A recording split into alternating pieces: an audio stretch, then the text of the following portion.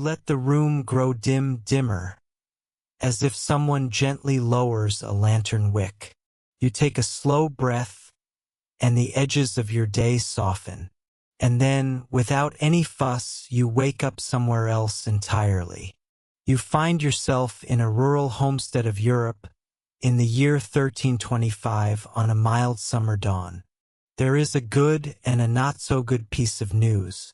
The good news: the morning is calm, warm, and no one expects you to plow anything just yet. The not-so-good news: well, you are here long enough to experience all the tiny details of peasant life. But don't worry. The pace is slow, the air is soft, and even the chores seem half asleep. Before you move, you sense the world. The smell comes first. Smoke from last night's oven, faint and sweet, mixed with the sharp green scent of wormwood hung by the doorway to keep pests away. You hear a drowsy buzzing, a low, velvety hum. The hive at the corner of the yard warming itself to life. The wooden floor under your feet is cool with the leftover breath of the night, while outside the air already tilts warm, brushing your skin like a folded linen sleeve. The taste in your mouth is simple, a trace of sleep and the memory of yesterday's bread, still soft in your imagination. You stretch. A quiet day is beginning, and this is only the first minute of the morning. You step outside the cottage, and the peasant household stretches before you. Low fences, a patch of herbs, a clay oven built against the outer wall, and in the distance, a slope of grain bending lightly under the newborn heat. You notice how everything seems held together by twine, clay, and a stubborn sense of continuity. Here, things are mended until they can no longer remember their original shape. Even your tunic, well, your temporary 1325 tunic, feels slightly stiff from sun drying, the fibers whispering when you move. A chicken eyes you suspiciously. The chicken always knows when you're a visitor. You nod politely. The chicken does not nod back. The sun rises a thumb's width, and this is still just the beginning of your morning. You wander along the packed earth yard. The ground radiates the scent of dust that has spent the night cooling, now ready to warm again, as if the day reheats it like leftover soup. You hear the oven's clay body crack with tiny sounds, the sort of quiet pops that ovens make when sunlight begins to touch them. You run your fingers along its surface, still faintly warm. Someone baked bread late last night, and the smell lingers inside the walls, a buttery ghost. Near the doorway, bundles of wormwood hang from rafters. The leaves are crisping slowly in the heat, giving off that silvery scent, bitter, herbal, almost metallic. You pinch a leaf, rub it gently, and your fingers smell like old forest paths and forgotten cures. And not far away, the beehive hums. A woven skep, round like a domed dwelling for tiny alchemists. The bees drift around it in soft patterns, not hurried, simply deciding the day. The hum is steady, a low chord that seems to pull your shoulders down and encourage your breathing to slow. A warm breeze spills through the yard. Dust stirs lazily. The air presses the scent of cut grass toward you. And you remember, somewhere in the back of your mind, that this is peasant life at its most peaceful. Just a still moment between chores. And the sun still isn't high. It's barely morning. You take a step toward the well. Its wood is slick and cool in the shadow, and as you lean over, the echo of your breath meets the faint smell of stone and fresh water. You pull the rope, and the bucket groans in that familiar rope-against-wood complaint. The water that comes up is cold enough to sharpen your senses.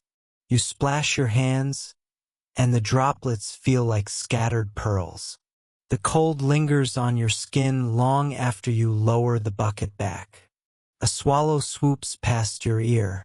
You sense the brush of air against your cheek. The bird is busy, intent, but not in a distressed way.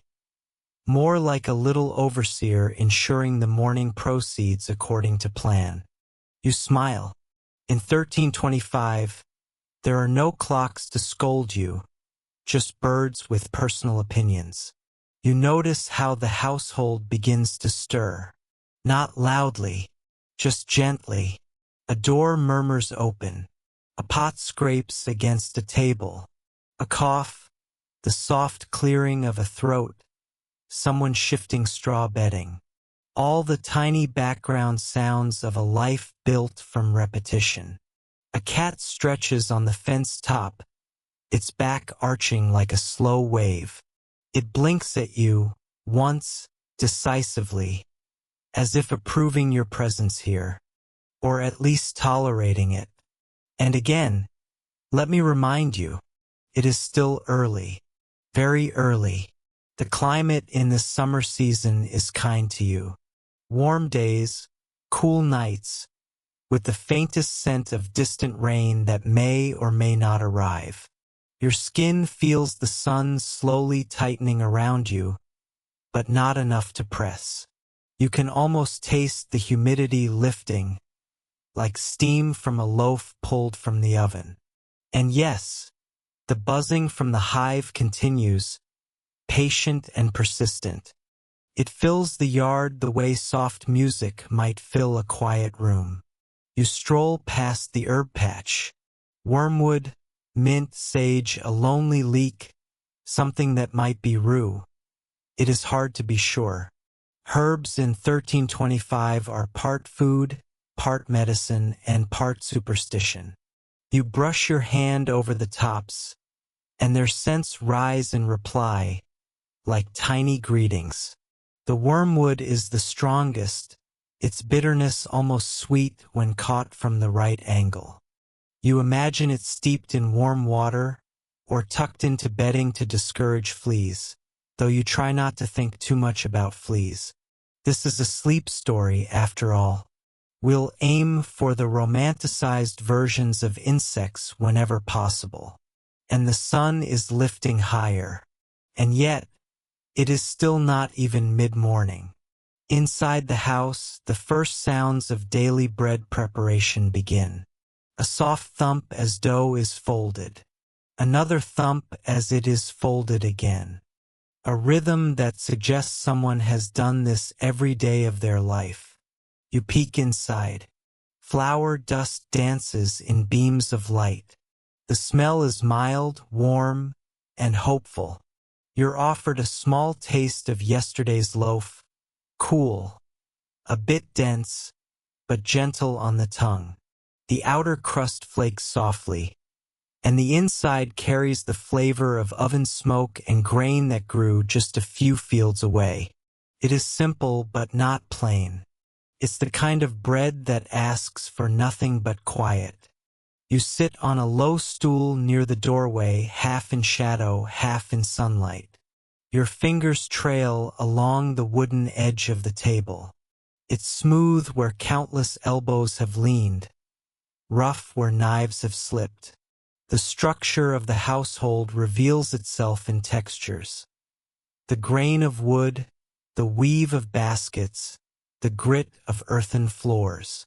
And once again, you're reminded, all this and the day has barely started.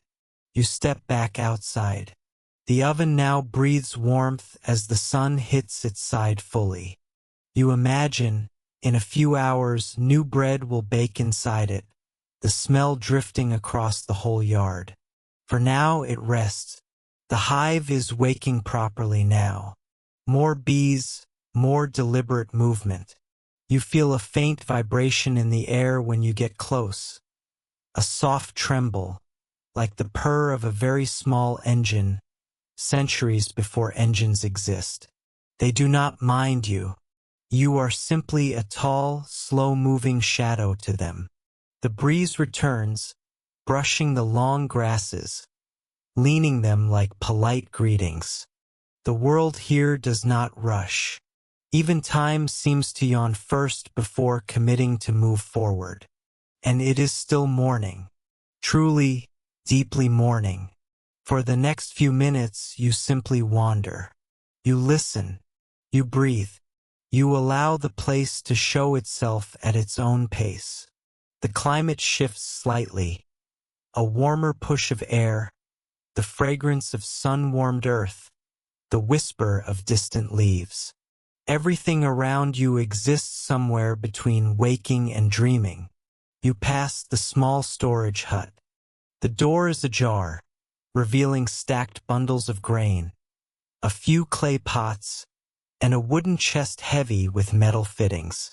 You run your fingers along the chest. The metal is cool and slightly rough. The wood, darker than the rest, smells faintly of pitch. No one tells you what's inside. Peasants keep their mysteries. And again, a gentle reminder. It is still not even close to noon.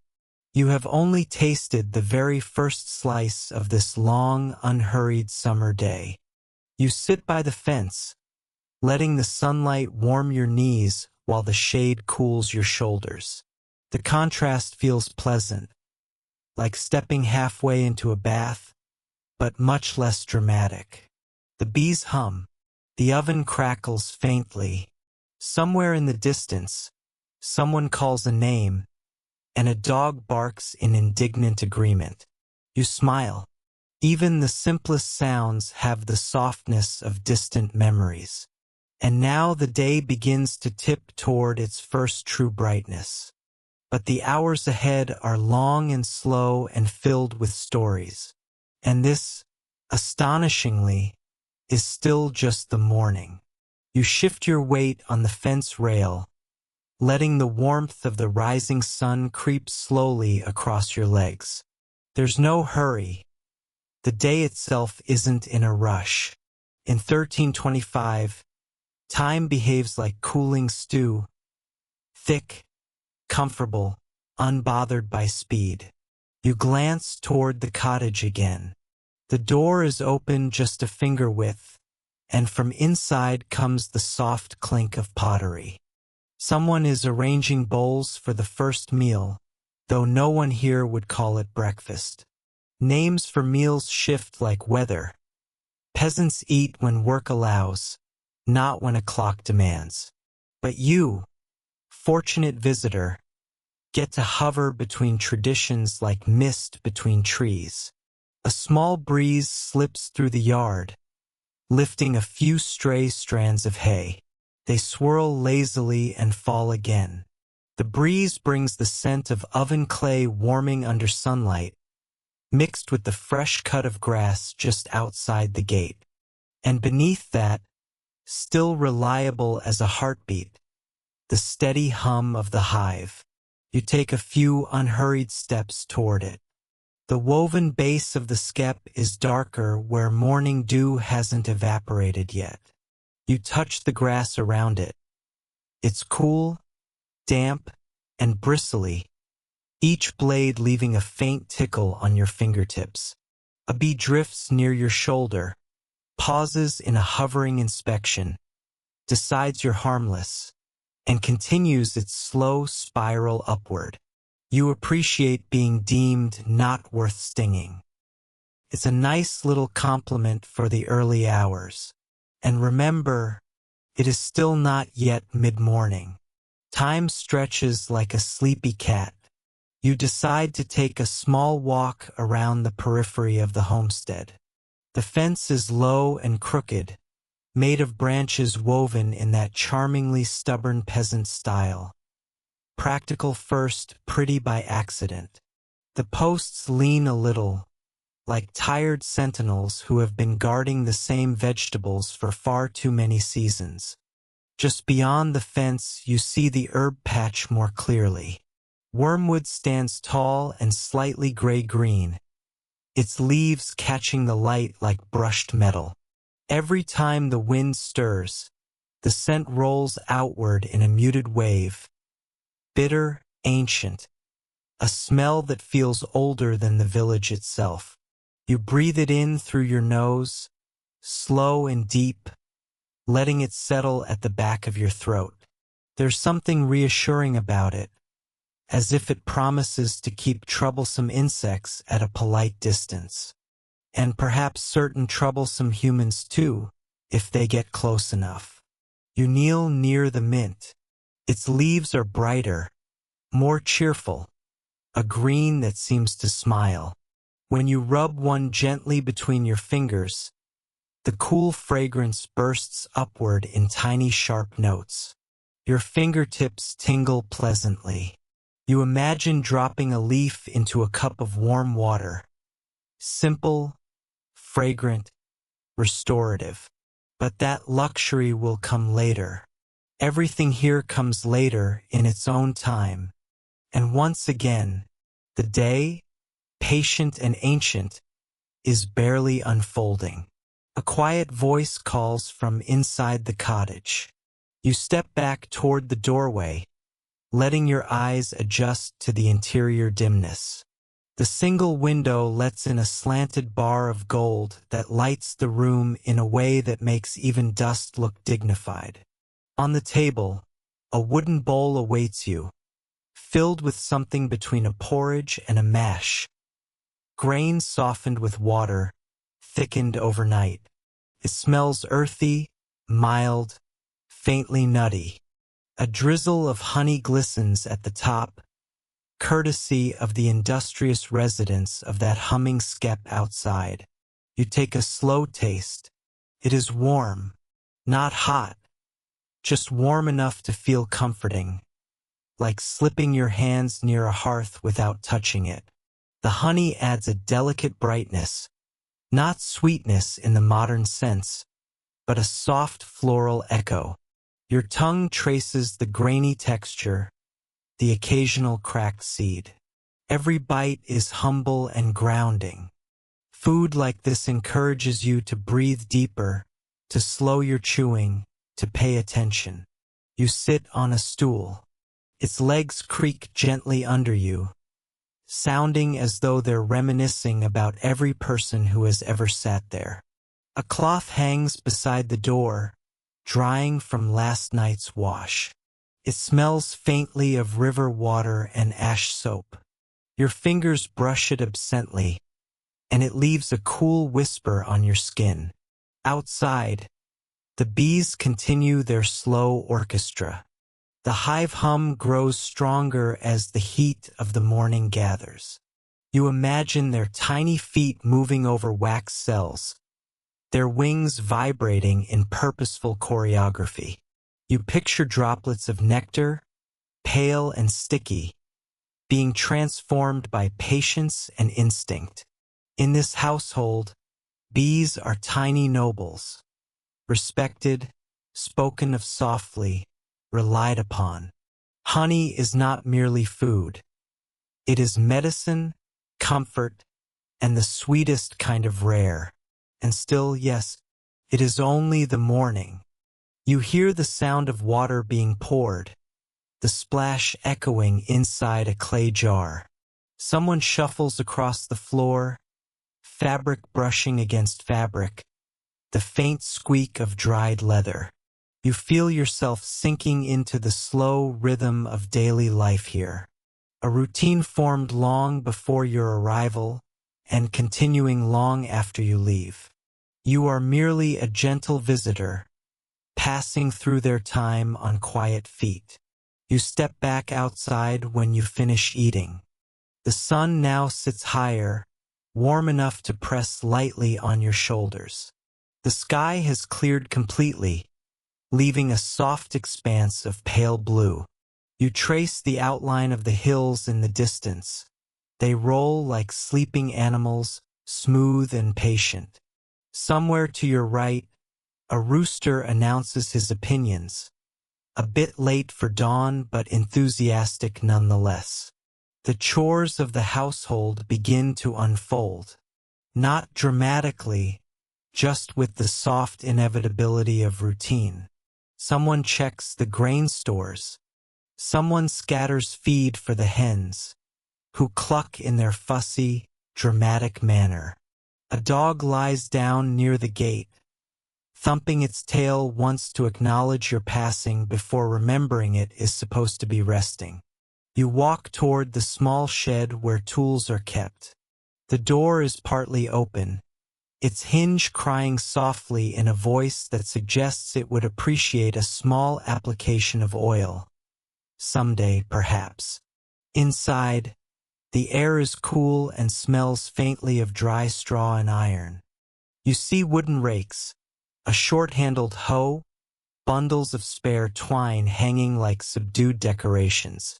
You run your hand along a wooden handle. The wood is smooth where palms have worn it down and rough near the grain's natural knots. You feel the stories embedded in it. Seasons of planting, harvesting, repairing, repeating. A thin stripe of sunlight falls across the floor, illuminating a small pile of barley, probably spilled from a sack. You pick up a grain between your fingers, examining its pale color, its tiny tapered ends. Simple, essential, and because life here is honest enough to admit it, the day's responsibilities are waiting, but you're not working yet. You're observing, drifting, absorbing the slow heartbeat of 1325, a luxury even the people who live here rarely experience. You wander toward the animal enclosure next. The goat bleats softly, not demanding, more like greeting. Its coat is warm under your hand, coarse but comforting. It smells faintly of hay and sunlight. You hear the gentle grind of its chewing, a repetitive, almost meditative rhythm. A cow shifts its weight, the leather strap of its halter giving a quiet creak. You feel the ground gently tremble under its movement. And then, a familiar reminder, it is still morning. Time here stretches endlessly, like a ribbon unspooled in the sun. You return once more to the oven. Its clay sides have warmed fully. Someone opens its hatch briefly, and a wave of heat brushes past you. Not scorching, just firm. It smells of baked grain, of faint smoke of yesterday's crust, of the memories sealed into its walls. You rest your palm against its outer surface. It feels like touching the back of a very warm animal. Steady, timeless, patient. Nearby, a small pot of herbs sits in a clay dish, the leaves slightly wilting in the heat. Wormwood again. You pinch another leaf, smell its sharpness. This one is drier, crisper, almost sweet at the very edge of its bitterness.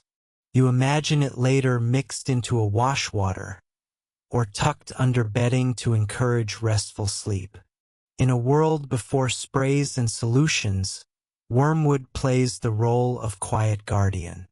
The hive catches your attention once more. Its hum has grown richer now, a layered sound. Some bees returning with early nectar, others departing with renewed confidence. A few land on the outer surface of the skep, tiny feet tapping lightly as they search for the entrance. You crouch, careful not to cast too direct a shadow. The bees ignore you. They are poets of labor, unconcerned with tall onlookers. You inhale the mingled scents of summer. Sun-warmed grass, the faint mineral tang of well water, the dusty sweetness of straw, the lingering ghost of last night's bread, the clean bitterness of wormwood. Every breath feels textured, layered, deliberate. Your body settles deeper into the moment. The sky brightens to its full morning blue. A cloud drifts by, moving so slowly it would take a poet to notice. You tilt your head, watching it. For a moment, the world feels as if it has been placed gently on pause. And yet, the day continues. Quietly, softly, inevitably. You walk back toward the cottage, your feet brushing against tufts of grass. Some blades bend, some spring back. The dirt path is warm now, crumbly under your heel. You feel each step as a light tap, a grounding rhythm that matches the hive's low hum behind you. Inside, the household prepares for the next stretch of morning. The sounds of simple work drift into the yard. Wood being stacked, water being poured, cloth shaken out and hung. You stand in the doorway, half in shadow, half bathed in sunlight, and the moment feels suspended, like the world is gently encouraging you to breathe in, then breathe out, and let the day simply happen around you. And now, unbelievably, the morning is still not done. There is so much day left. So many details, so many quiet turns of life. But for now, you remain in this gentle pause, letting the summer air of 1325 wrap itself around you, warm and slow and steady. You linger in the doorway for a moment longer, letting the gentle contrast of cool interior air and warm sunlight rest against your skin. It's like standing between two breaths, one exhaled, one waiting. The house behind you murmurs softly with movement, but nothing urgent, nothing sharp, just the slow, inevitable stirrings of a summer day. You step out again into the open yard. The sun has climbed a little higher, and its warmth is now steady, like a hand resting reassuringly on your shoulder. A thin line of shade stretches along the cottage wall, and when you move your fingers through it, the air feels cooler, smoother, almost silky. The bees, ever reliable, continue their steady hum. You can feel the vibration of their sound in your chest if you stand still enough. A distant bell rings somewhere in the village, though ring is generous. It sounds more like a metal bowl being tapped by a very absent-minded shepherd. Still, the tone ripples through the warm air and disappears behind the distant hills. Here, it is only a hint, a faint suggestion that the village beyond this homestead is beginning its own slow choreography. You walk toward the edge of the yard where a small ditch runs. It carries a trickle of water from a nearby spring. You crouch. The water glides over pebbles, clear and cool, making a soft clicking sound as it nudges tiny stones. When you dip your fingers into it, the cold tightens your skin pleasantly, sending a shiver up your wrist. The water smells faintly of moss and clay, fresh, untouched. Above you, the sky stretches open and bright, with a few thin clouds drifting lazily. Their shadows move slowly over the fields beyond the fence. Barley heads sway with the wind, bowing like countless slow-moving dancers. Far away, a bird circles, letting the warm currents lift it. Every movement is unhurried, and once again, you remind yourself the day is still young, not quite mid-morning. You follow a worn footpath that curves behind the cottage. Here the grass grows slightly taller, brushing gently against your calves as you walk. Some stalks cling to the morning dew, leaving cool droplets against your skin. You hear the distant rustle of a small lizard darting into the brush, its movements quick and secretive. But nothing here startles you. Even surprises feel gentle. The back of the cottage is quieter, shaded with baskets hanging from a wooden beam. One basket, woven from willow, holds dried herbs. You recognize the familiar silver-green strands of wormwood again, the scent strong even without touching it. Another basket holds thyme and marjoram, their leaves curled and brittle. You lift the basket slightly. It feels light, fragrant, as if the herbs are whispering old remedies. There is also a small stack of firewood. The pieces are cut unevenly, each log filled with its own pattern of cracks and knots. When you touch them, the bark crumbles a little beneath your fingers, leaving a faint dust on your skin. You brush your hands together and the wood dust falls like soft sand.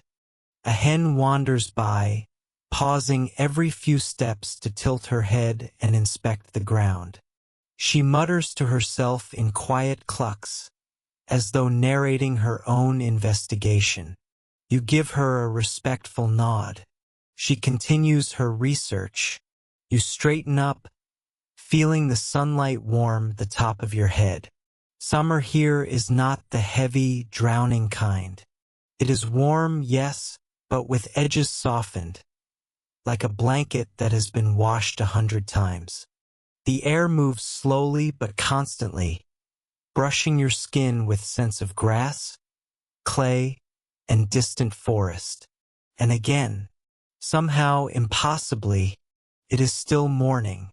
You take the long way around to the small patch where vegetables grow. It is not a garden for show, just rows of necessity. Cabbage leaves spread out like quiet green shields. Onions peek from the soil, their shoots thin and elegant. A few beans climb a short lattice of sticks bound together with twine. The twine itself looks weary but loyal.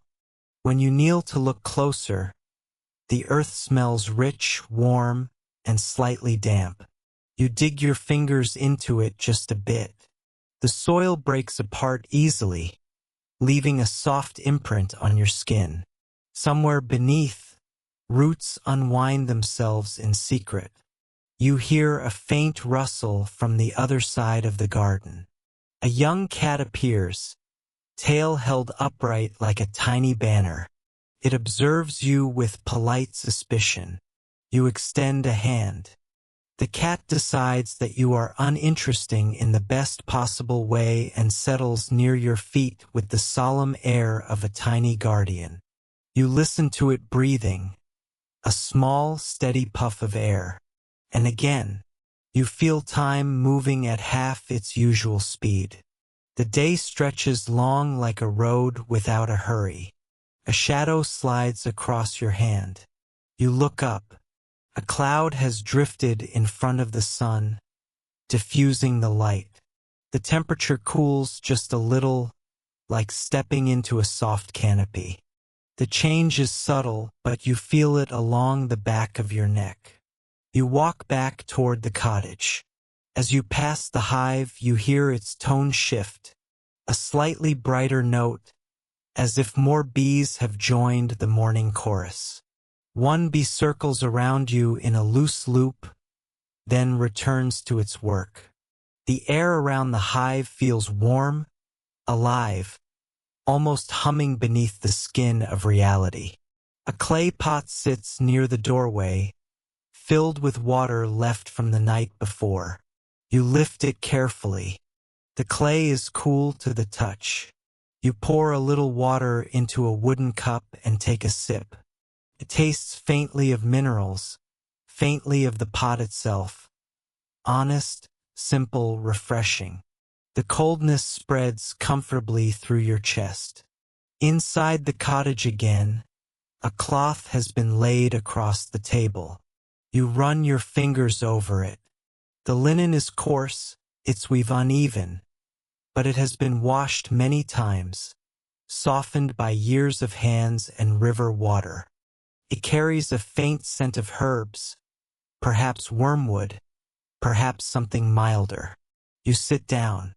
A piece of bread from yesterday's batch lies on the table. You break off a small bite. The crust is chewy now, tougher than in the morning, but the inside still tastes of grain and hearth. You chew slowly. It fills your mouth with warmth. The cottage walls glow faintly with reflected daylight.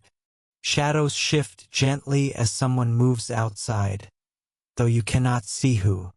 The sounds of daily life, scraping, soft thumps, quiet footfalls, echo like familiar rhythms.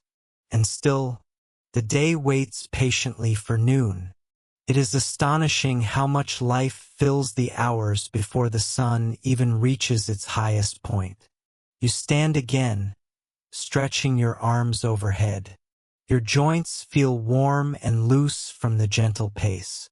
The air inside the house is cool, shaded, smelling faintly of baked clay and drying herbs. You step outside once more. The sunlight greets you with open palms. It rests on your back, warm but not heavy. A swallow darts past you in a sharp arc, chasing a small insect. Its wings slice the air with soft precision. You feel the brief breeze from its passing. You move toward the well again, pulling up another bucket of water. This time the bucket feels slightly heavier, though that might just be your slowing rhythm. You splash some water on your face. The sensation is immediate, a cold that brightens your thoughts, followed by a soft warmth as the droplets evaporate. You pat your cheeks dry with the sleeve of your tunic. The fabric smells of sun, grass, and a faint trace of smoke. You look toward the fields. A faint shimmer rises from them now, heat beginning to gather, lifting tiny waves into the air.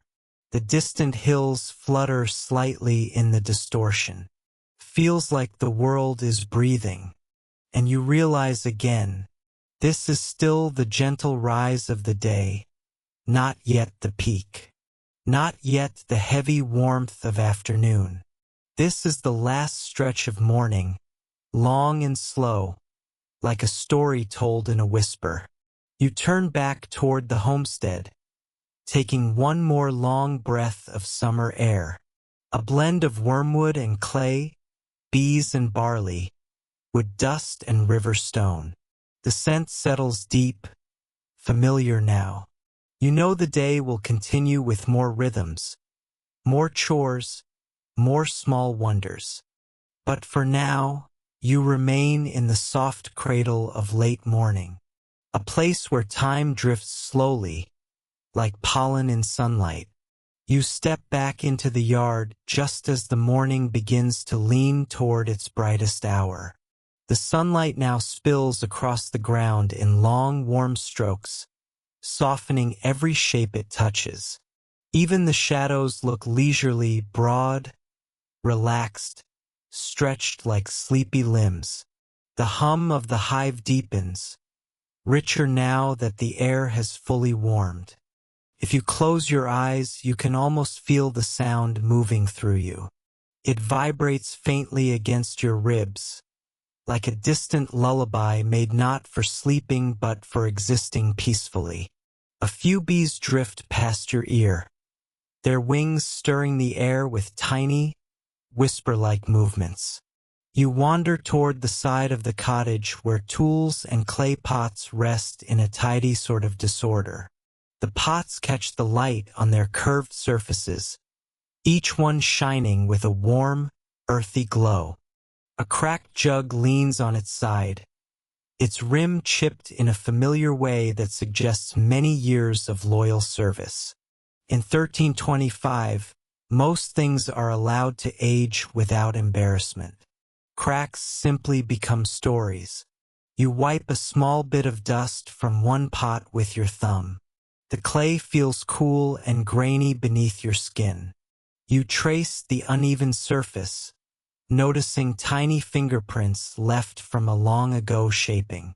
Someone, centuries before your arrival, smoothed this very curve with their own hands. You breathe in quietly, thinking about how small gestures can outlive entire lifetimes. Again, This is still not noon.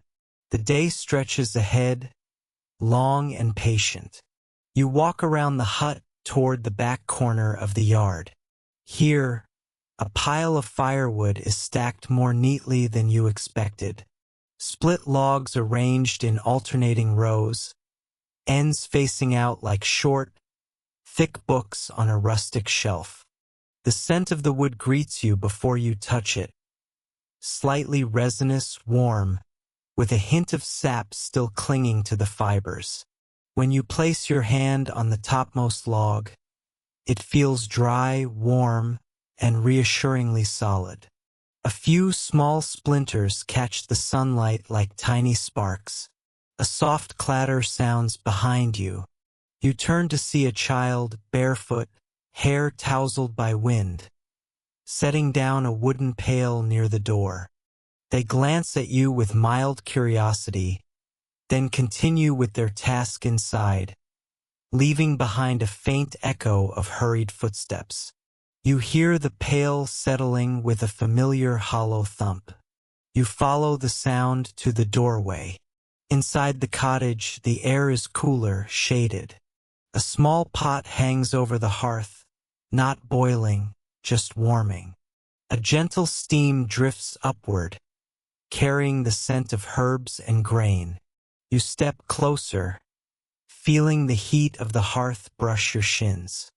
Someone stokes the fire, and the logs shift with a soft, satisfying crackle. Your eyes wander to the shelves. A clay jar sits near the top, filled with dried berries. Another jar holds salt, rare enough to be guarded like treasure. A cloth-wrapped bundle rests beside them. You imagine it contains something soft, perhaps a stash of linen patches or a handful of seeds for the next planting. Everything in this house has a purpose. Nothing seems to exist without reason. And yet, the atmosphere is gentle, never pressured, never sharp. You breathe deeply again. The scent of wormwood lingers here too, faint but unmistakable. It is still morning, though now its edges have begun to soften toward midday. You return outside and sit on the low bench near the door. The wood feels smooth beneath you, worn by generations of resting and waiting. Your hands run along the bench's edges, tracing the natural grain of the timber. It feels like a quiet conversation between past and present. A warm breeze moves through the yard, lifting a handful of dry leaves and sending them tumbling in slow spirals. You watch them drift and settle again in a gentle heap near the fence. Even the wind feels unhurried. A woman steps out of the house carrying a cloth bundle. She nods at you softly, then begins to shake out the cloth, releasing tiny motes of dust that shimmer in the sunlight. When she hangs it on the line, the fabric flutters like a small flag of domestic peace. The scent of ash soap reaches your nose as the cloth sways. Nearby, a pot sits on a flat stone, filled with steeping herbs. The surface of the water reflects the sky in a shimmering patch of blue.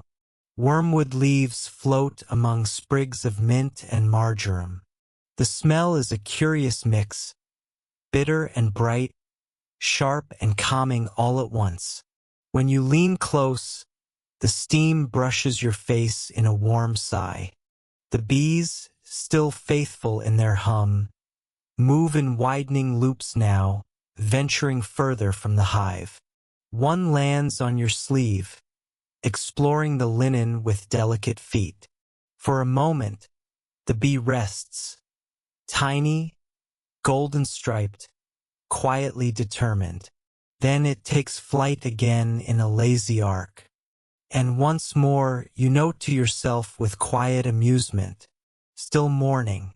Time drips slowly, like honey escaping a comb. You stand and walk toward the field edge.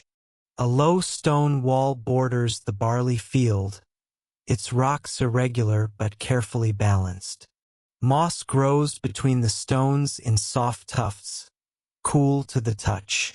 You run your fingers across the top. The stone is warm where sunlight hits, cool in the shadows. It's a pleasant shift, one temperature greeting another. The barley sways in long, hypnotic waves. Each stalk bends lightly beneath the breeze, then returns upright with gentle stubbornness. The tips whisper against each other, a sound like distant rain or whispers hidden in tall grass. You close your eyes and listen. It is a simple sound, but it anchors you, grounding you in this exact moment. Somewhere down the path, a dog barks, not alarmed, just conversational. Another distant bark replies. The dogs appear to be discussing something of moderate importance, perhaps a passing bird or a twig that looks suspiciously like a snake. The sun lifts higher. A faint shimmer of heat rises from the earth. You feel it on your forearms, a soft pressure that nudges you into a slower rhythm of breathing. Behind you, a hen begins a dramatic monologue, clucks rising and falling, full of conviction.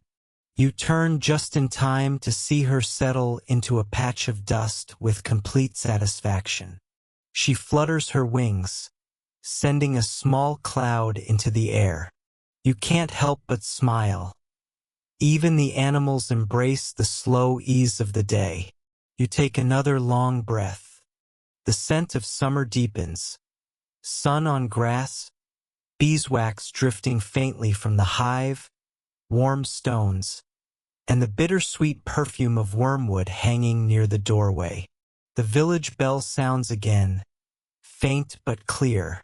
This time the tone is slightly fuller, perhaps struck with more intention. It signals something, maybe the hour, maybe the gathering of people for a task, maybe nothing at all. But the sound rolls lazily across the fields and reaches you like a distant memory. And now, after all this wandering, listening, breathing, you realize the day has finally, almost reluctantly, reached mid-morning. Not noon yet, not even close. You return to the cottage, feeling the warm earth give slightly under each step. Your sandals gather dust along the straps. A small pebble shifts beneath your heel and clicks softly.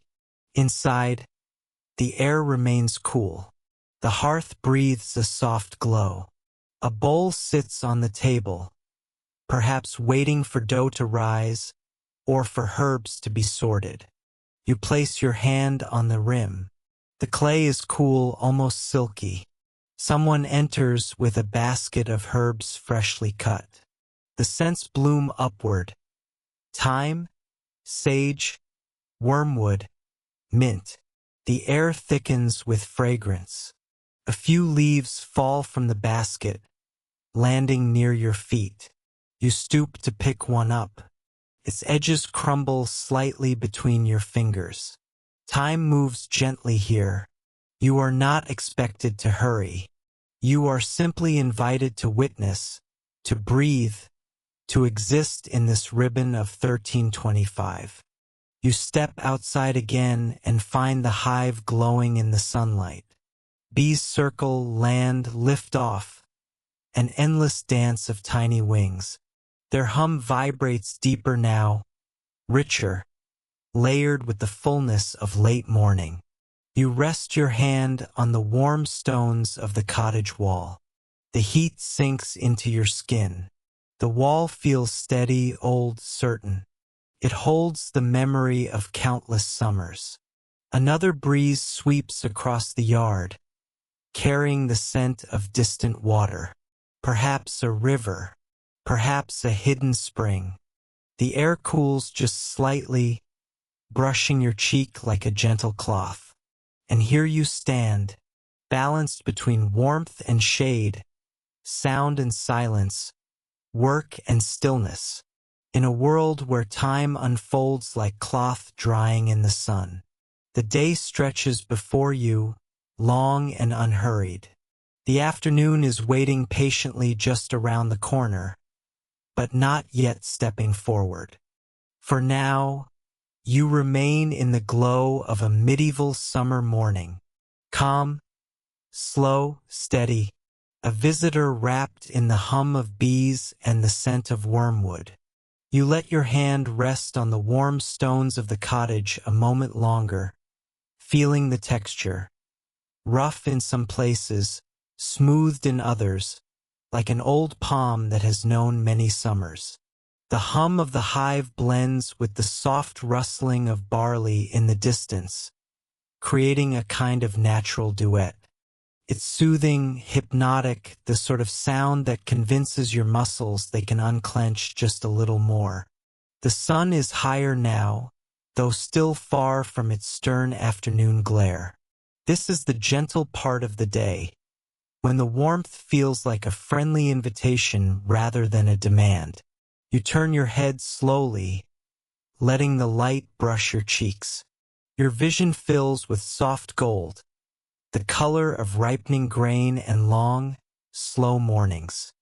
You make your way toward the small clearing behind the cottage, where a wooden bench sits beside a patch of tall grass. It looks like the kind of place someone might sit to mend a shirt, peel vegetables, or just breathe between chores.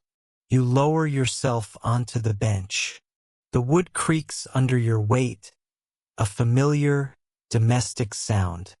The tall grasses sway beside you, brushing gently against each other. The air is warmer here, still, with only occasional breezes that nudge the blades into soft movement. Some of the grasses hold seeds that glint in the sun like tiny pearls. You break one stalk between your fingers. The seeds scatter onto your lap and leave a faint earthy scent. A dragonfly hovers nearby, wings glistening like shards of glass. It darts left, right, forward, then holds perfectly still in the air. A tiny acrobat suspended in golden light. You watch it for a full minute, relaxed enough that time feels like it has dissolved. And you remind yourself, almost amused, that this day is still only easing itself toward noon. A faint clatter reaches your ears. You look to the side and see someone pouring grain into a shallow trough for the chickens. The hens protest politely, then crowd around the food with self-important energy. Their feathers shift and puff in the sunlight, yellow-white with patches of soft brown.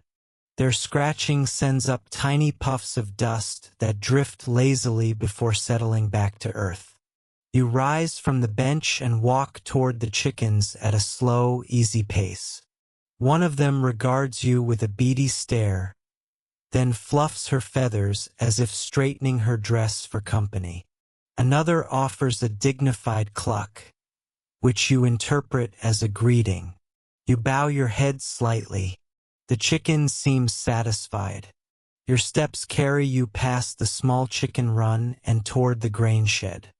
The door is open, leaning slightly inward as though listening to the world. Inside, the shade embraces you immediately.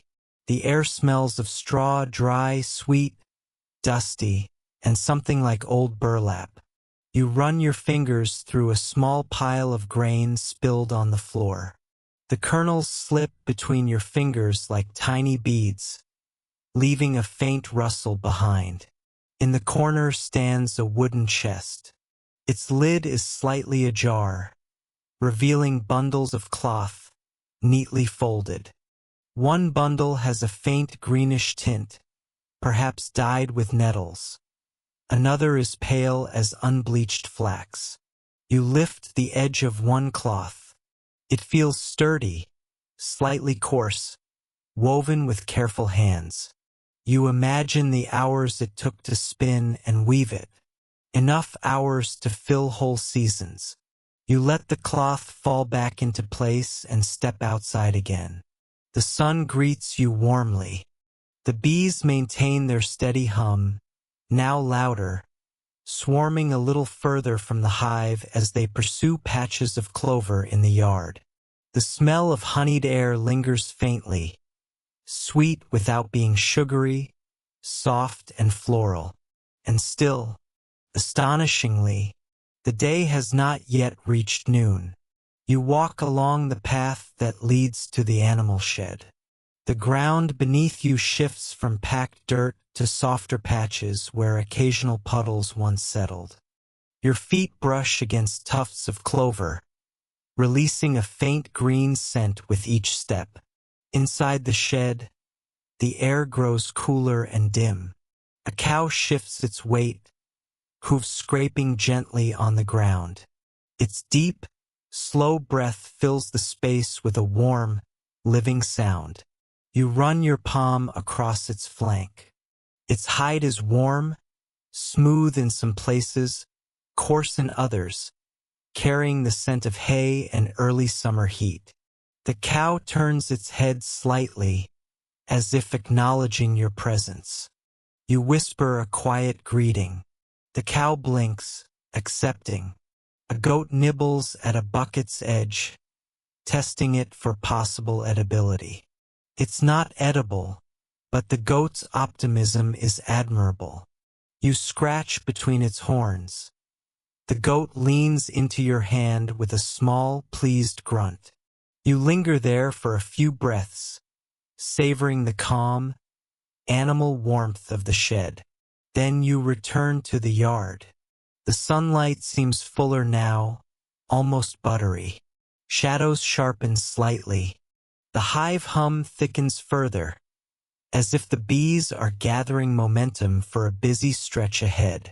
Near the oven, a wooden board lies propped against the wall, dusted with flour from earlier work. You brush your fingers across it and feel the faint, gritty texture. A clay jug sits nearby, half filled with warm water.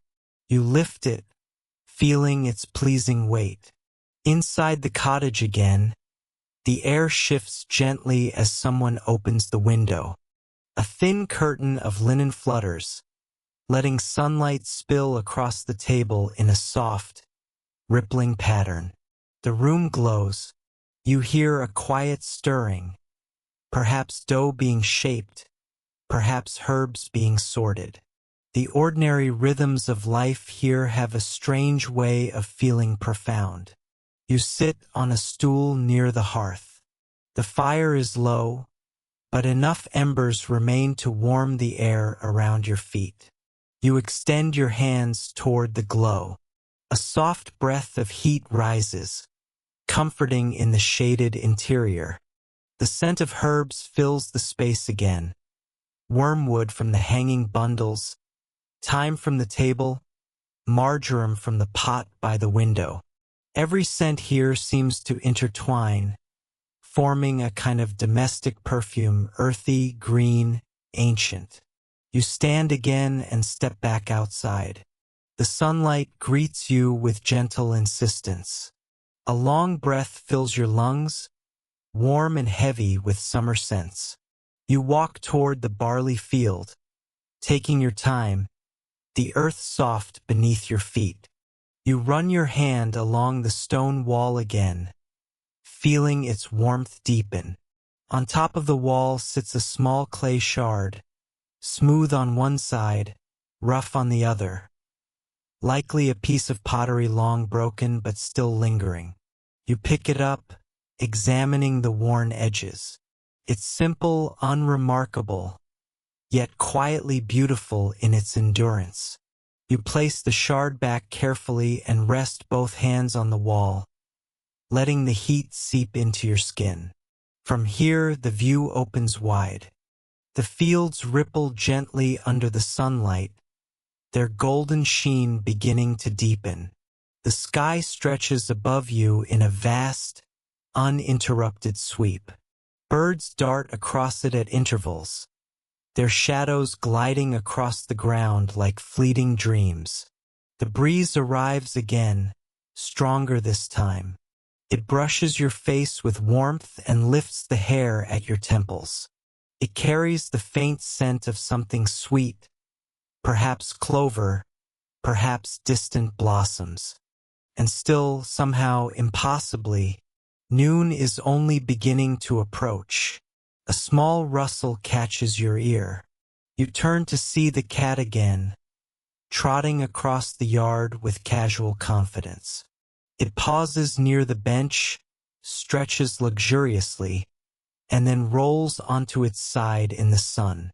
The warmth turns its fur into soft ripples of gold. You crouch beside it. The cat purrs once, deep and steady, then closes its eyes. You sit near the cat, letting the earth warm your legs. Your breath falls into rhythm with the hum of the hive, the rustle of the barley, the soft sighing of the summer air. Everything combines into one slow, steady pulse, a quiet heartbeat of the day. You tilt your head back. The sun shines above you, not harsh, not overwhelming, but full and generous. Your eyelids feel heavy, not with fatigue, but with the ease of being somewhere that asks nothing of you. One more breeze lifts the scent of wormwood from the doorway. It drifts past you like a gentle reminder, an earthy, ancient fragrance that ties the whole homestead together. And finally, slowly, gently, the day begins to reach noon. Not the harsh kind, not the brash one. Just the soft stepping into the brightest hour. You exhale, and the world of 1325 exhales with you. Noon arrives almost shyly, as if it doesn't want to interrupt the rhythm of the homestead. The sunlight grows fuller, smoother, spreading across the yard like warm milk poured over a wooden table. Nothing here sharpens. Even the brightness stays soft, like a hand placed gently on your back. You step deeper into the sunlight, and its warmth slides across your shoulders in an even, comforting sheet. The air thickens, but only slightly, enough to slow your breathing, enough to make shadows settle into steady shapes. The hive hum remains constant, but lower now, richer, as if the bees themselves grow drowsy beneath the weight of summer heat. Near the cottage wall, a water jug sits in the shade. You lift it carefully, cool clay against warm palms. When you drink, the water tastes different now. Faintly metallic, faintly herbal, with a whisper of dust from the rim. It fills your mouth with cool relief, sliding down your throat like a small gift handed straight from a spring. You wipe your lips with the back of your hand. The linen sleeve carries the scent of oven smoke and grass. It's comforting in a way you almost didn't expect, like being wrapped in something already warmed by another body. And again, you notice it.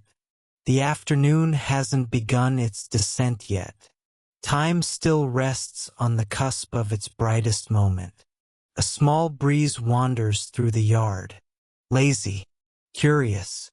It lifts the ends of the drying cloths on the line, making them sway like slow, wordless gestures. The linen catches the sun, turning pale edges into glowing halos. You walk closer, running your fingertips over a hanging sheet. It's warm from the sun, but the shadows folded into its creases remain cool. When you press your face to it, the texture leaves tiny impressions on your skin, a reminder of old weaving techniques, uneven yet sturdy. Behind you, the oven crackles quietly. Someone has kindled it again for the midday meal. The scent rises quickly. First dry wood, then warm clay, then the faint sweet note of grain waiting nearby. Your tongue almost anticipates the taste before anything is even cooked. The heat radiating from the oven feels like a small sun tucked against the cottage. You approach slowly, letting the warmth wash over your shins. The clay glows faintly where the sunlight strikes it. You run one hand along the smooth, rounded exterior. The heat pulses softly against your palm, steady and alive. You hear footsteps behind you, soft, practical steps. A woman passes, carrying a wooden tray dusted with flour. She nods to you, her face serene despite the heat. On the tray rests dough shaped into soft rounds. She opens the oven hatch, and a wave of heat brushes against your cheeks. The dough slides inside with a muffled rustle. Then the hatch closes, sealing in a quiet promise of bread. You inhale deeply. The air smells warm and sharp, filled with smoke, clay, and the soft, hopeful scent of baking. It is midday now. The world is bright, slow, and deeply alive. You walk toward the well again. The bucket sits in its usual place, still damp from earlier dips. You lower it slowly. The rope creaks as it unwinds, and the cool smell of stone rises from below. The bucket splashes softly into the water, sending small ripples echoing upward. When you draw it back up, droplets tumble down the rope, touching your hands as they fall. You dip your fingers into the bucket once more. The water is cold, shockingly cold for such a warm day. Prickles your skin and wakes you gently. You splash some onto the back of your neck. The sensation is pure relief, like a cloud passing in front of the sun for a heartbeat. A dog lies stretched under the shade of a wagon. Its tail thumps once when you pass, then it settles back into its noon slumber. The air near the wagon smells faintly of hay and warm wood, the scent of animals resting after a long morning. You walk past the herb garden again. The wormwood looks different in midday light, sharper, the leaves holding their silver sheen more boldly. You rub a leaf between your fingers. The scent rises instantly, bitter, ancient, protective. It fills your senses in a way no sweetness can. It lingers even after you drop the leaf back into place. Beside the wormwood grows chamomile, its small yellow heads nodding like drowsy thoughts. A few bees move among the flowers, dipping lightly, steadily. Their wings shimmer in the light. One circles close to your face, then drifts away, unhurried. And yet, for all this brightness, the world remains calm. A distant figure walks along the path beyond the field, someone carrying a bundle of sticks on their shoulder. The movement is slow and deliberate, each step pressed neatly into the path. You watch until the figure disappears behind a low rise of earth. The barley field glows gold now, each stalk crowned with its ripening head. You walk to the stone wall again, leaning your arms on it. The stones have warmed considerably. Some patches are too hot to touch for long, while others remain cool in the shadow of angled rocks. It is a gentle reminder that even stone holds stories of sunlight. You listen closely.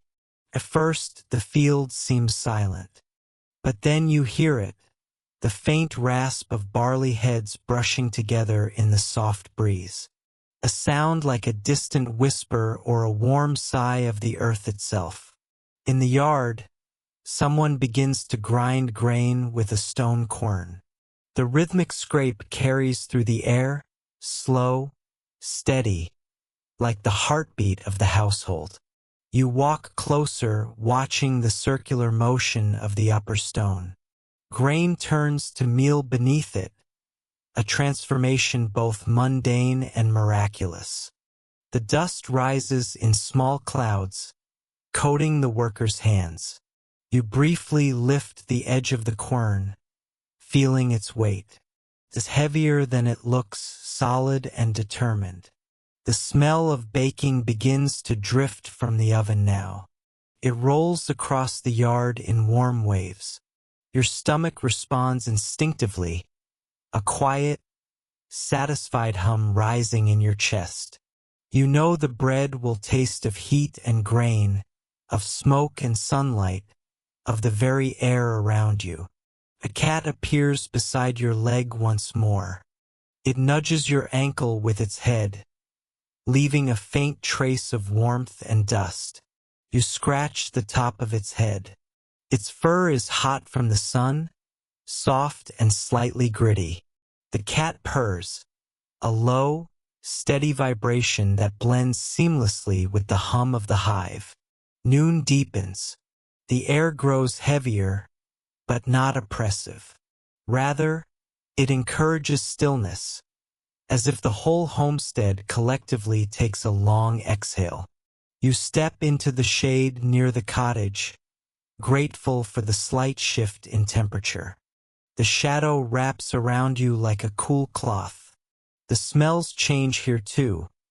Less sun-warmed earth, more herbs, more smoke drifting slowly from the oven.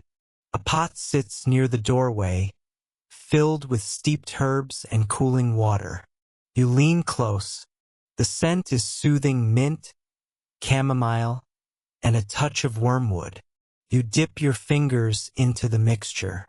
The water is pleasantly warm, and the herbs slide against your skin like soft ribbons. A small wooden spoon rests beside the pot. You lift it and stir the mixture gently. The herbs swirl slowly, releasing new waves of fragrance. You breathe them in deeply, feeling the scents settle into the quiet space behind your ribs. A voice calls from inside the house, soft, carrying a tone of invitation. You step inside and find the bread cooling on a wooden board. Its crust is golden, its top cracked in gentle patterns. You break off a small piece. The steam escapes, warm and fragrant. You taste the bread. It is dense but soft, slightly chewy, carrying notes of smoke, grain, and the faint sweetness of the air around the hive. You sit at the table, chewing slowly, savoring every texture. The room is cool and dim, with only a sliver of sunlight reaching across the floor. The shadows flicker gently as someone moves near the hearth. When you finish, you step back outside. The world is still bright, still warm, but subtly shifting. The edges of the day are beginning to turn, not toward evening yet, but toward the long, stretched-out quiet of post-noon. The hum of the hive softens into a more measured rhythm. The barley moves in slower waves. Even the breeze hesitates, as if catching its breath. The afternoon is coming, unhurried and warm, and you, gentle visitor, stand in the middle of it, wrapped in the slow, golden heartbeat of 1325. The afternoon settles in with the softness of a wool blanket shaken out in slow motion. The sun is still high but no longer climbing. It hangs comfortably, warming everything with a steady, even hand. The shadows of the cottage, the fence, and the old beehive begin to lengthen just a touch, longer than at noon, but not yet dramatic. If the morning was a gentle greeting, this is the long exhale that follows a well-earned meal. You step into the brightness once more, blinking as your eyes adjust. The heat lies across the yard like a quiet animal, big and warm, but friendly. You can feel it rising from the ground, wrapping your ankles and calves in a slow embrace. The smell of earth grows sweeter in the heat, like dust warmed in an oven. The hive continues its tireless hum. Its note has changed again, lower, steadier, almost meditative. The bees fly in slower arcs now, dipping into the herb patch, drifting past the fence, circling lazily before returning to their woven home. A few of them pause near the chamomile flowers, moving so gently you barely see the petals tremble. You walk toward the patch of shade cast by the cottage. The temperature drops noticeably beneath it, cool enough to ease the warmth gathering on your skin. You sit down with your back against the sun-warmed wall. The stones press pleasantly against you, warm at your spine, cool beneath your shoulders. It's the kind of comfort that seems small until you feel it. Then it becomes immense. A chicken wanders past, muttering her complicated thoughts under her breath. Her feet leave faint prints in the dust. She pecks once, twice, then continues her meandering journey as if she has an invisible map only she can read. The breeze arrives again, this time with a slightly different personality. It's warmer now, carrying the sense of sun-baked earth, distant fields, and something faintly sweet, maybe crushed clover. It lifts a few strands of your hair, brushes them across your forehead, then disappears as quietly as it came. For a moment, you simply listen. The world around you is full of tiny noises. The ticking sound of wood in the sun, the faint shifting of cloth on the laundry line, the tapping of a grasshopper landing on a wooden post, the bees buzzing like sleepy violin strings, and the soft murmur of voices inside the cottage. Afternoon in 1325 is not a time of rushing. It is a time of pacing oneself, of letting the heat convince you to move more slowly, to speak softly, to breathe fully. You rise again, stretching your arms until your fingertips graze the sunlight. Your joints pop quietly, friendly little clicks that come from being still too long. You walk toward the herb garden. Now, under the full glow of afternoon, the colors look richer. The greens deepen, the silvers brighten, the browns turn warm and caramel-like. You kneel near the wormwood once more. Its leaves shimmer faintly in the heat, their edges curled ever so slightly from the morning's warmth. When you brush them lightly, the scent releases instantly, a sharp, ancient bitterness that feels like a cleansing breath. It grounds you, steadies you, reminds you that this plant has been guarding doorways and bedding for generations. A few steps away, the mint looks livelier in comparison. Its leaves seem almost cheerful, full of bright aroma and coolness hidden inside their green, veined surfaces. You pinch a leaf gently and inhale. The scent rises like a breeze inside your chest, sharp, clean, refreshing. Behind you, the oven stands silent now, its earlier breath of heat fading slowly. The bread from midday is cooling inside the cottage, and the faint smell drifts through the air in soft ribbons. You can almost taste it, the warm crust, the dense crumb, the hint of smoke in every bite. A soft thud sounds from the direction of the barn. You walk toward it. Inside, the cow lies contently in a patch of shade, chewing in slow, thoughtful movements. Her tail flicks once, brushing away an invisible annoyance. You place your hand on her side. She's warm, steady, comforting. Her breathing is deep, like a lullaby echoing inside a large drum. The goat stands on a wooden beam, because of course it does, and looks at you with a mixture of curiosity and mischief. You scratch behind its ears. It leans into your hand with such sincerity that it nearly knocks you off balance. You smile. Even the animals feel slower in this warm afternoon, as if they too are trying to conserve energy in the long golden stretch between noon and dusk. You step back outside, letting the sun wrap around you like another layer of clothing. The air vibrates faintly with heat, just enough to blur the edges of the barley field in the distance. The grain moves like water now, flowing in waves as the faintest breeze brushes over it. You walk again toward the stone wall. Its surface is almost hot now, warmed deeply by hours of sun. You place your palms on it cautiously. The heat spreads into your hands, seeping into your skin like a warm balm. You lift your hands and see faint dust on your fingertips. Tiny grains of stone, earth, time. A swallow darts overhead, casting a brief shadow that glides across the ground. Its wings flash in the sun, dark, quick strokes against the bright sky. It chirps once, sharply, then resumes its fluid flight. You lean your elbows on the wall and watch the fields. The world is incredibly still.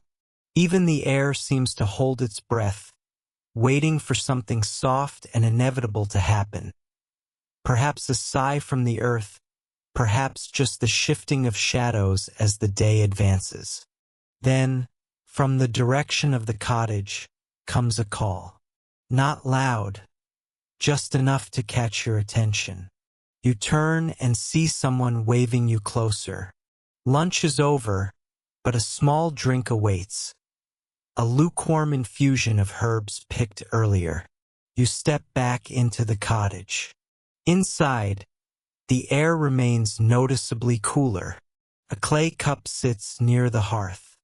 You lift it carefully. Inside is a pale liquid mint, chamomile, wormwood in the faintest amount, just enough to add character. You take a sip. Tastes like a garden softened into water. The warmth of the cup feels soothing on your palms. You sip again, slower this time.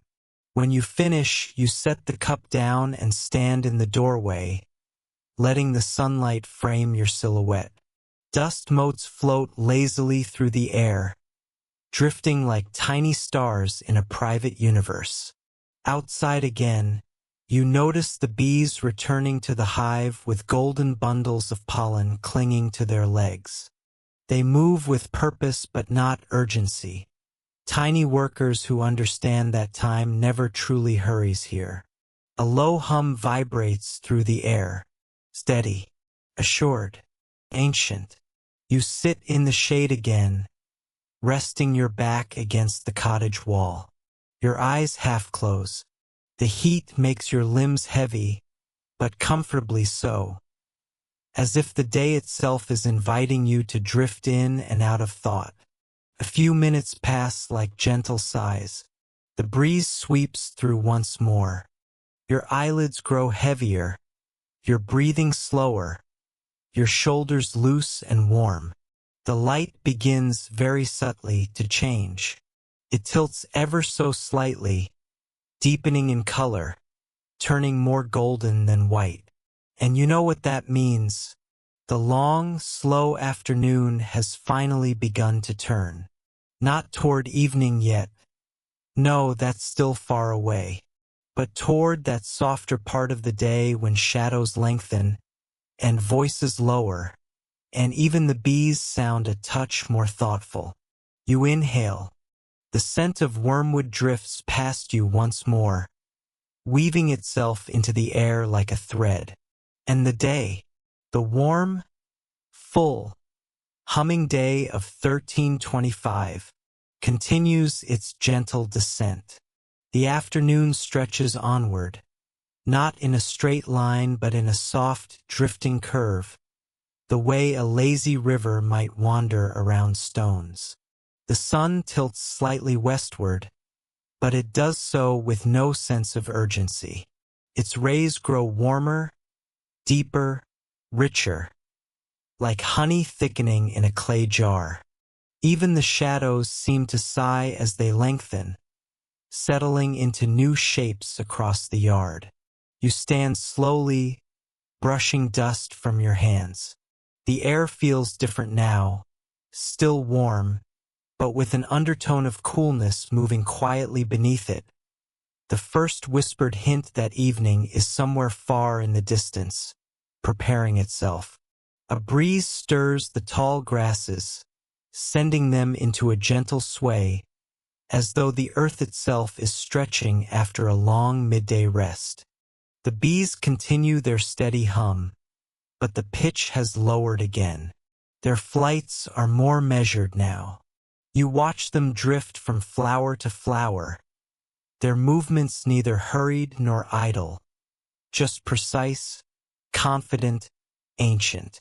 One bee pauses on a chamomile blossom, its tiny legs brushing over the yellow center, gathering what it needs.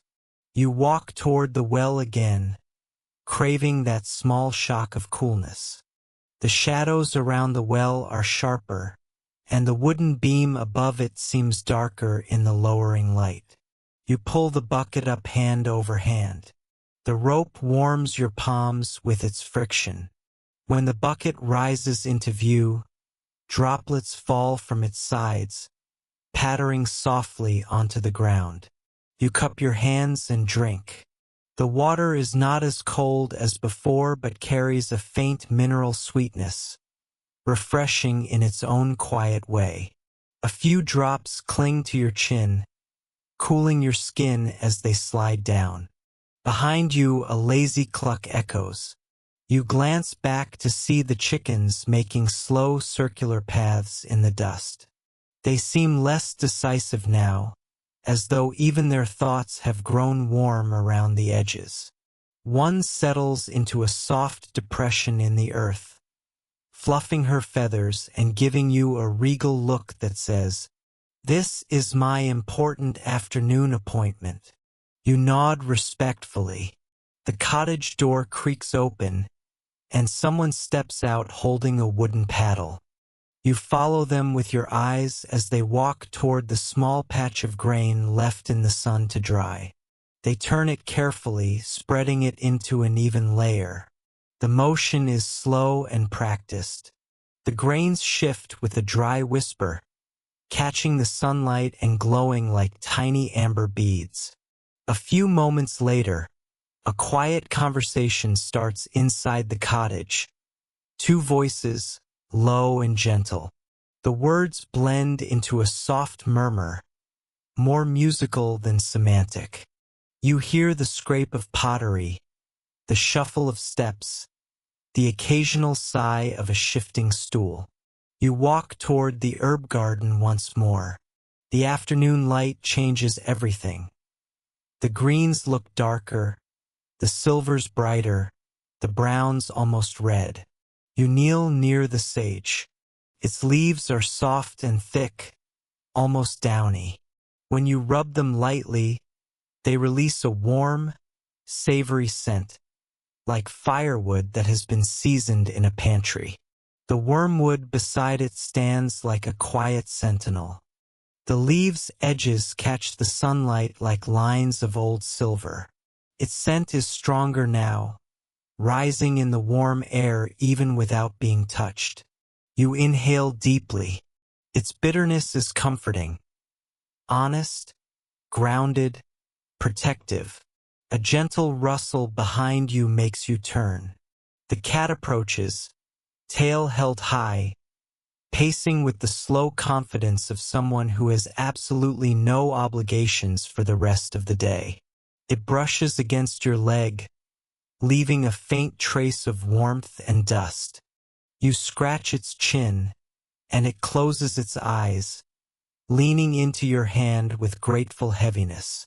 A grasshopper leaps from one blade of grass to another, clicking tiny wings. The sound is clean and crisp, cutting through the heat like a small bright note. You follow its trajectory until it disappears into the patch of barley beyond the fence. You walk back across the yard, feeling the earth warm beneath your feet. The sunlight has mellowed to a deeper gold. You pause near the oven. Its clay walls radiate the last of their heat from earlier. The warm scent of baked bread lingers faintly, almost like a memory drifting from the stones. The firewood stack nearby casts a long shadow now, an uneven silhouette of tidy labor. You run your fingers along the bark of one of the logs. Feels dry, rough, but stable in your palm. The smell of resin rises faintly, a reminder that this wood once grew in a forest far from this homestead. You hear the soft jingle of metal. Someone is sorting tools in the shed. You peek inside. The dimness has deepened, and the air is cool and still. A wooden rake leans against the wall. Its handle is worn smooth from years of use. You touch the handle. The smoothness feels like a handshake with history. In one corner, bundles of straw lie stacked neatly. Their warm, dusty scent fills the shed with a cozy dryness. A tiny spider web glints in the far corner, the spider resting quietly, undisturbed by your presence. You step back into the sunlight.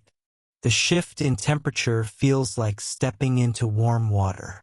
Your skin absorbs the heat with a slow sigh. The barley sways in the field.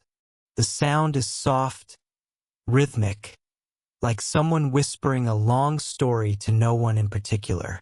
You approach the stone wall again and rest your elbows on it. The stones have cooled slightly on top, but the sides still hold warmth. You breathe in the long view, rolling fields, distant trees, a sky stretching infinitely with pale blue confidence. The horizon glitters faintly, touched by the low-angled sunlight. A swallow dives low across the yard, wings slicing the air with practiced ease. It schemes past the hive, loops upward, and disappears against the roofline. A second swallow follows, chirping once before joining its companion in a sweeping arc. Inside the cottage, the quiet sounds of preparation continue. Not for dinner yet, just small steps that lead from one hour to the next. Pot is moved. A knife taps softly. Herbs rustle. Cloth swishes. Life continues in a satisfied rhythm. You sit on a stool outside the door, placing your feet on the warm earth. The stool wobbles slightly, perfectly imperfect. Your hands rest on your knees. Your breath settles into a slow cadence, rising and falling with the hum of the hive. A faint scent of honey drifts your way. Perhaps a stray comb has been opened inside. Perhaps the hive itself is breathing it out. The sweetness is gentle, not sticky or overwhelming. Just a quiet gold note carried on the warm air. You walk toward the hive once more, stopping at a respectful distance. The bees seem almost sleepy now. Their loops are smaller, their hum softer, their movements calm and deliberate. One bee lands on a leaf near your hand.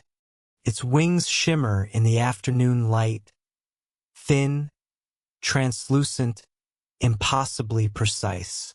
You watch it clean its antennae with slow, methodical strokes. The breeze picks up again, carrying the scent of wormwood from the doorway in a long, lazy sweep. It mingles with the sweet dust of the yard, the faint tang of clay, and the green smell of crushed grass under your feet. You take one long, deep breath. The scents drift inward, filling you with a sense of place so strong it feels like it presses gently on your chest. The shadows lengthen further. The sunlight deepens toward amber. The heat mellows, and you can feel the day shifting, inch by inch, toward the hour when people begin thinking about evening tasks. But it's not evening yet, not even the first hint of dusk. This is simply the soft turning of afternoon, a golden hinge between brightness and rest. You rise, brushing off your clothes. The dust falls in small clouds that drift lazily toward the ground. You walk to the fence. The wood feels warm under your fingertips, smooth in places, splintered in others. The sun has bleached its top edge almost white. You trace the grain with your nail, feeling each rise and dip. From this vantage point, the yard looks peaceful. Cloth swaying slowly on the line, oven cooling by the wall, a cat asleep under a small lean-to, a dog stretching in its shade, bees circling their woven home with steady devotion. And you, standing quietly between worlds, breathing in the long sigh of a medieval summer afternoon. Something shifts in the air. Not a sound, not a breeze, just a feeling. The kind that tells you the light is preparing to change again. It will take its time. It will move softly. It will not rush. But you can feel it. The slow descent toward evening has begun. The afternoon slides gently into its later hours, like honey easing down the inside of a warm jar. Nothing sharpens, nothing rushes. The world simply lowers its voice a little, as though even the sunlight decides to speak in softer tones. You stand in the yard, noticing how the colors deepen. The greens are richer now, touched by gold. The shadows stretch without hurry, lengthening across the packed earth like ink slowly soaking through parchment. Everything feels more spacious, more unhurried, more aware of its own stillness. A breeze moves through the yard, lazy, warm, and a little heavier than before. It brushes your cheeks, bringing with it the sense of crushed grass, warm dust, and the faint bitterness of wormwood drifting from the doorway. Even the breeze seems to travel at half its usual speed, pausing to admire the light settling across the cottage wall. You walk toward the hive again, careful and calm. The bees are quieter now, not silent, never that, but calmer, flying in shorter, slower arcs. A few circle the entrance as if standing guard during a shift change. You watch them land, their legs coated with tiny golden bundles of pollen. They step forward with surprising dignity, disappearing into the hive's warm interior. You crouch low, letting the hum settle into your chest. It's a steady, restful sound, half vibration, half whisper. You feel it behind your ribs, like a purr from the earth itself. If you stay still enough, it feels as though the whole yard is breathing with you. Above the hive, a swallow glides through the lowering light. It catches the sun briefly on the curve of its wing, a small flash of silver blue, then swoops gracefully toward the field. The bird disappears beyond the stone wall, its shadow sliding over the barley like a fleeting signature. You stand and stretch. Your back cracks softly, a quiet, satisfying release. You walk toward the oven, which by now has cooled to a gentle warmth. When you place your hand against its clay surface, it feels even and calm, heat smoothed into its walls, as if the oven is dozing after a hard day's work. The scent of baked bread still lingers faintly, mixing with the richer afternoon air. You inhale deeply. The aroma settles on your tongue like a memory. Near the cottage door, a wooden bowl sits covered with a linen cloth. The cloth rises and falls gently with every small breeze. Curiosity nudges you closer. You lift the edge of the cloth and find slices of the midday bread laid out beneath. The crust glows amber in the light. You take a piece, just a small one. It's cool now, firmer, with a pleasant chew. You bite into it slowly. The taste expands gently. Grain, smoke, summer, quiet. Inside the cottage, you hear soft movement. Someone is tidying after the day's tasks. Pot is moved. A bench scrapes slightly on the floor. The sounds blend into the background like an old lullaby made of domestic rhythms. You walk around the cottage toward the back, where the shade has deepened to a soft bluish tone. The air is cooler here, slipping along your arms like cool water. You sit on the wooden bench again. The bench feels smoother now, the wood warmed and cooled in alternating strips where sunbeams reached and retreated. Tall grasses sway around you, their tips brushing together in soft whispers. Every now and then, a grasshopper leaps, clicking its wings as it arcs from one blade to another. The sound is sharp but tiny, like punctuation at the end of a very gentle sentence. You lean back, letting your shoulders relax against the wall. The sounds of the homestead blend together. The hum of bees, the rustle of herbs drying in the doorway, the rhythmic sigh of the breeze, the distant cluck of a hen finishing an important dust bath. Time moves differently here. The afternoon feels stretched thin like a long ribbon of light, slowly twisting as the sun shifts westward. Your gaze drifts toward the vegetable patch. The cabbage leaves glow softly, their edges catching the light like polished metal. The beans climbing the lattice sway in small, patient motions. A few onions peek from the soil, their papery skins shimmering. Everything in the patch looks tired but proud. Plants that have soaked up a full day of sun and now rest under the late afternoon warmth. You stand again, walking toward the fence that lines the barley field. The field is a vast, trembling sea of gold. Light plays across the surface as if someone is gently brushing it with long strokes. Each stalk leans and rises with the breeze, creating a slow, hypnotic rhythm. You rest your arms on the fence and close your eyes for a moment. The afternoon sun presses gently against your eyelids. You feel its heat settle onto your skin like warm linen. Your breathing falls into sync with the barley's whispering sway. When you open your eyes again, a thin line of shadow stretches across the field, cast by a lone cloud drifting above. The shadow moves slowly, gliding over the gold like a cool hand smoothing fabric. The cat appears beside you, completely silent in its approach.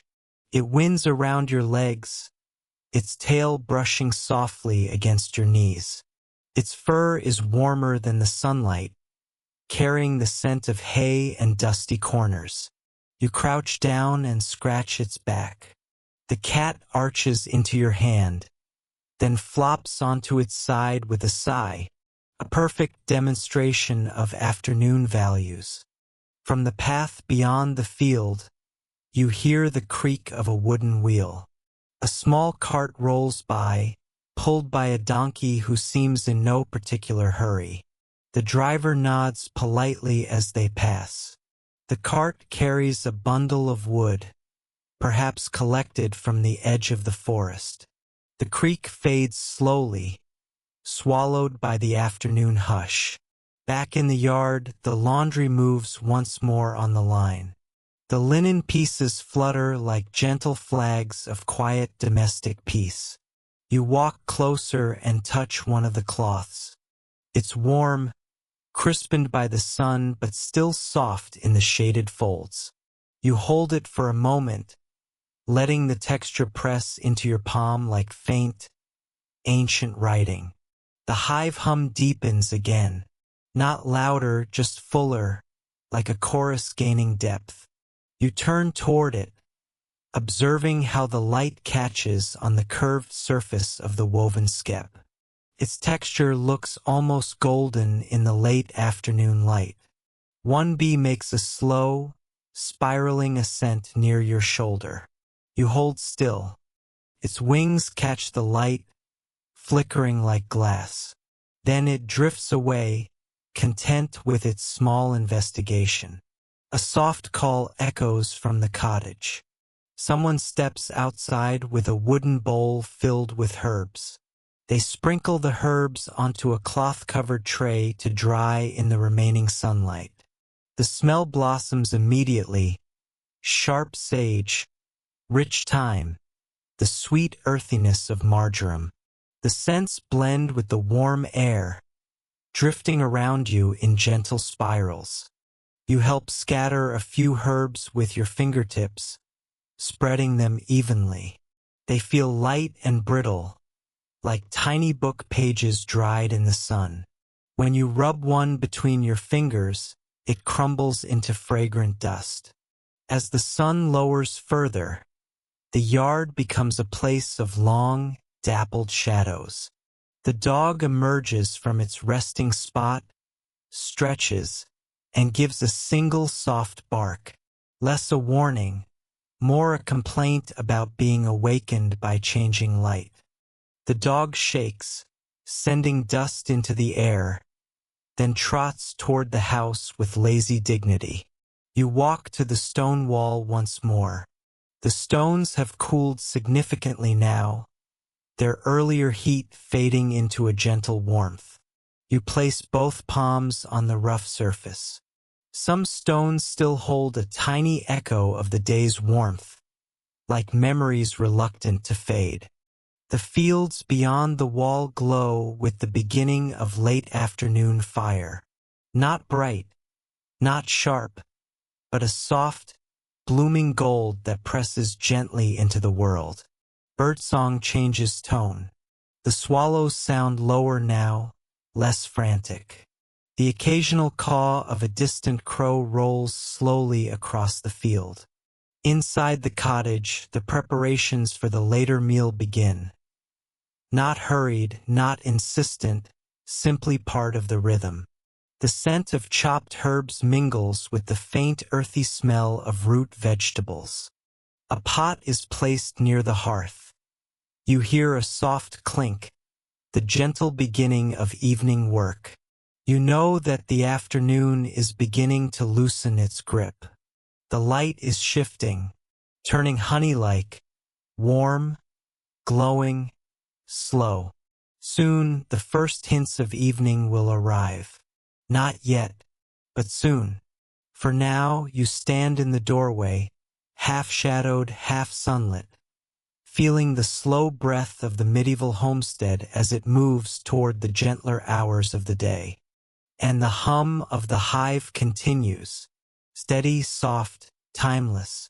The light continues its slow descent, deepening into that hour when the sun softens, the shadows lengthen, and the whole homestead seems to exhale. You stand in the doorway, half in shade, half in the warm glow of late afternoon.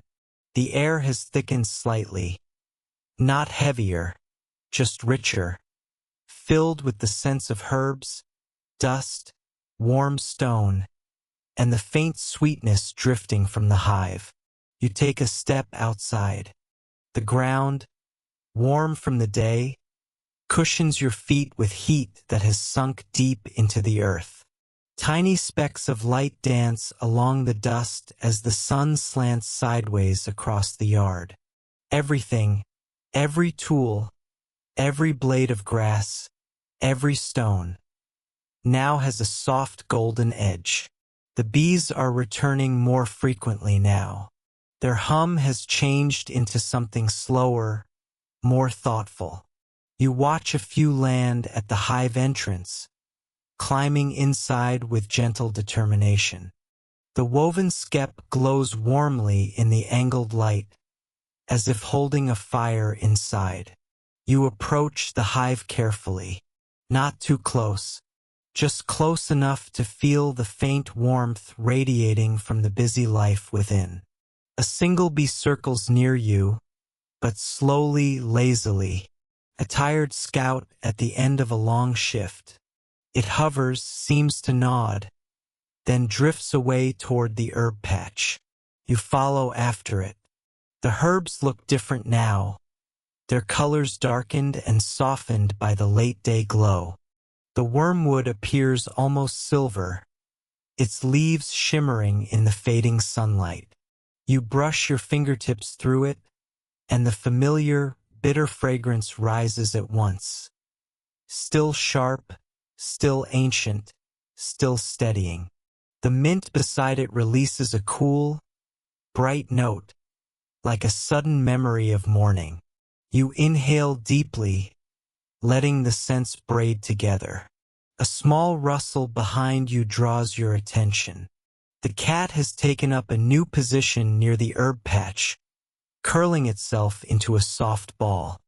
Its fur, warm from the sun, reflects the light like brushed gold. It sighs once, deep, content, and closes its eyes. You envy its simple devotion to comfort. A chicken passes slowly, dust on her feathers from a long day of self-care. She offers a low cluck, as if to thank the earth for another warm afternoon. Her shadow stretches long behind her, a soft silhouette moving across the yard. You rise and walk toward the stone wall by the barley field. The stones have cooled now, their heat dissolving into the evening air. You lay your palms on them, feeling the lingering warmth, faint, like a memory that's nearly gone. The barley field sways gently. The light paints the stalks in shades of yellow gold and soft bronze, each ripple catching the sun like a quiet flame. A few birds dart between the field and the roof of the cottage.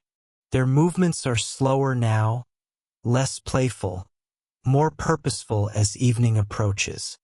You hear the soft, repetitive chirps, small conversations carried from perch to perch. Far in the distance, a donkey brays, the sound stretched thin by the warm air. A single dog answers with a half-hearted bark, more out of habit than conviction. You breathe deeply again. The air tastes different now, still warm, but carrying the first hint of evening coolness. It settles into your chest like a slow, calming weight. You turn toward the cottage. Inside, the faint clink of pottery and the gentle murmurs of household voices float through the windows.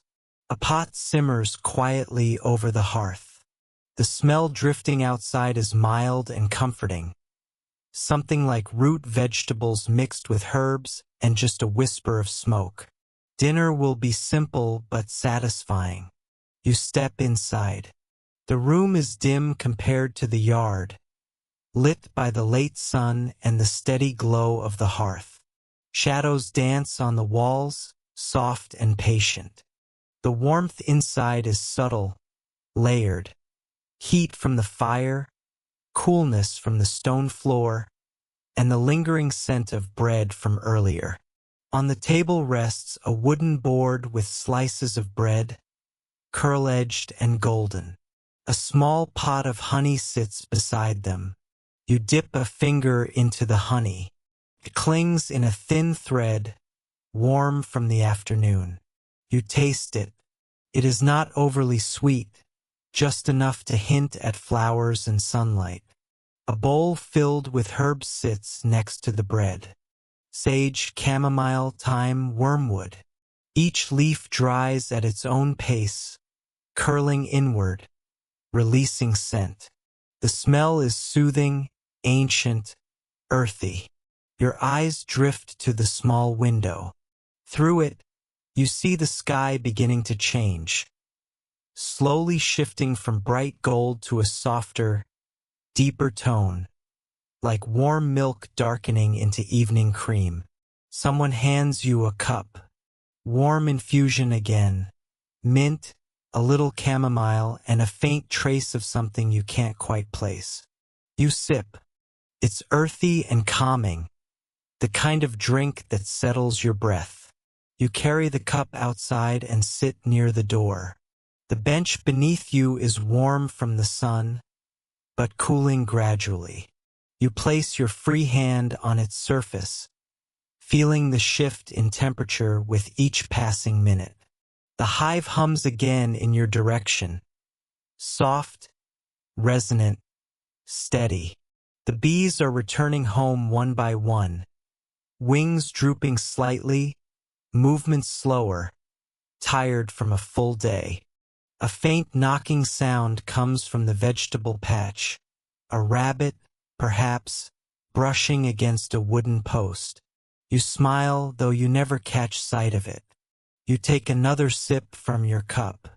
The warmth traces its way down your throat and into your chest. Farther across the yard, the dog settles into a more comfortable patch of shade. It curls itself slowly, sighing with the weight of the day. Its ears twitch once or twice, catching distant sounds. You rise again, drawn toward the fading sunlight. The sky now leans into a soft amber. The fields glow. The air cools around your neck and wrists. You walk toward the well, the rope swinging gently in the shifting breeze. You rest your hands on the wooden frame. The wood is cool now, smooth where countless hands have held it.